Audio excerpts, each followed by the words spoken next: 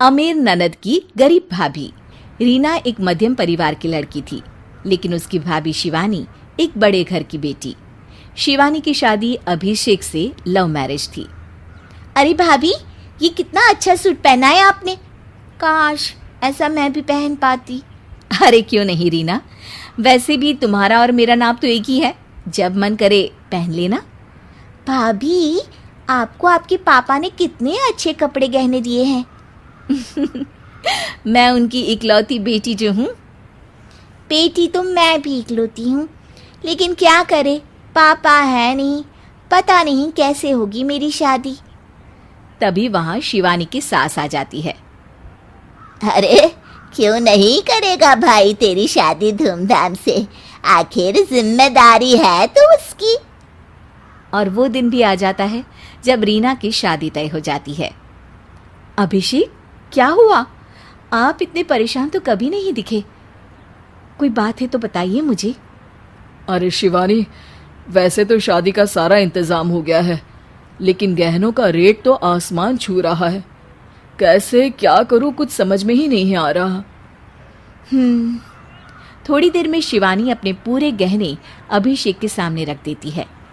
ये लीजिए, गहनों का इंतजाम भी हो गया। अरे नहीं नहीं शिवानी, मैं ये गहने किसी हालत में भी नहीं ले सकता। ये तुम्हारे पिता ने तुम्हें दिया था, और तुम हो कि। तभी वहां सास आ जाती है। अरे तो क्या हुआ, इसकी तो हो गई ना शादी, अब किसे दिखाने हैं इसने गहने। सास गहनों का डिब्बा शिवानी के हाथ से लेकर वहां से चली जाती है। रीना की शादी धूमधाम से होती है और अब वो बड़े घर की बहू बन जाती है।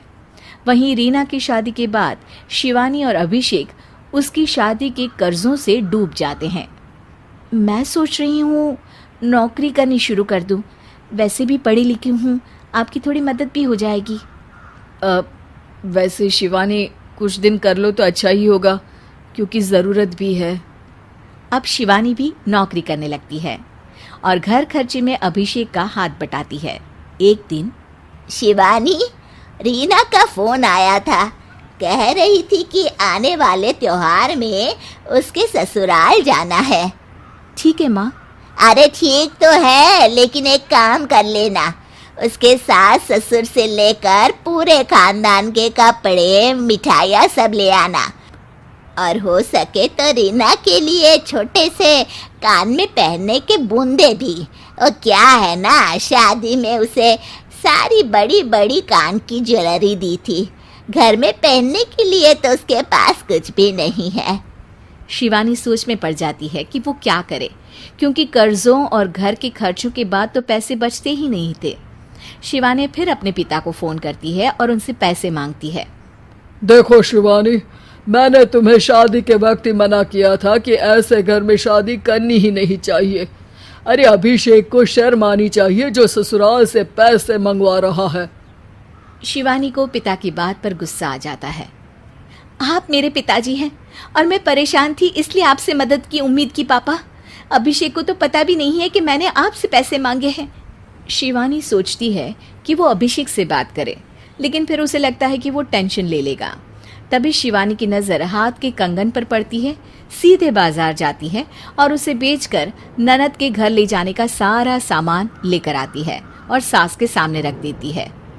हाँ ठीक है, लेकिन फल थोड़े और अच्छी क्वालिटी के होने चाहिए थे। शिवानी कुछ नहीं कहती, वहां से चली जाती है।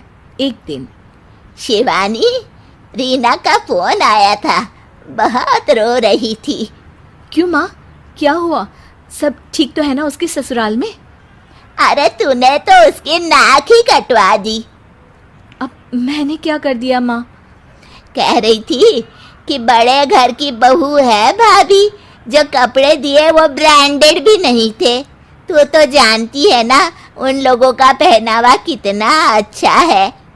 तू तो मेरी बेटी का भला कभी सोचती नहीं।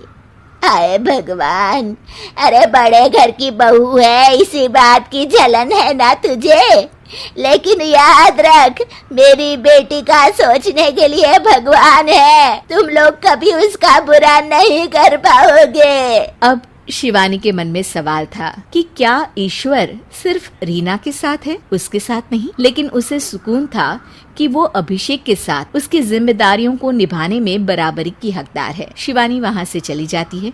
वो सास से कुछ नहीं कहती, क्योंकि अमीर घर की बहू बनकर रीना को भले ही सुकून ना हो, लेकिन गरीब घर की बहू बनकर शिवानी खुश है, क्योंकि खुशी पैसों से नहीं परिस्थितियों पर निर्भर करती है।